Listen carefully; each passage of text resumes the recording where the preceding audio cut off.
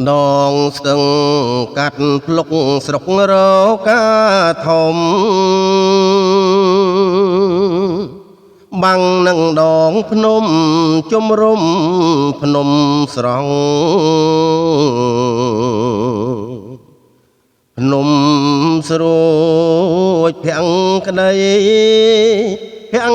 ស្រីផោផង់រៀងមូលក្រឡង់ដោយវងចាន់ទ្រាអាសោឃុំផុងអនងដួងចិត្តឃ្លាតម្ចាស់ជីវិតបេះដូងសង្សារភ្នំកោភ្នំកង់ជ្រួធ្លាក់ស្នេហាគេងគិតប្រាថ្នាចងស្ពានមេត្រីអោស្ទឹងកាត់ភ្លុកមុខតែវិលវិញមាត់រៀមទុនទិញតែឈ្មោះស្រស្រី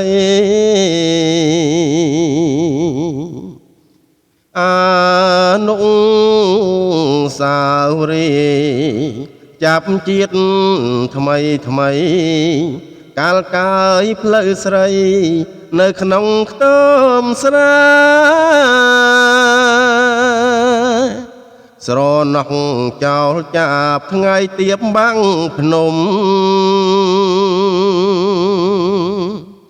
ស្រុករកាធំខ្ញុំសូមផ្ញើស្នាអូនចាំប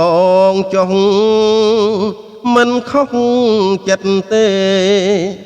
រៀមមកបំពេឆោមកាត់ភ្លុកវិញ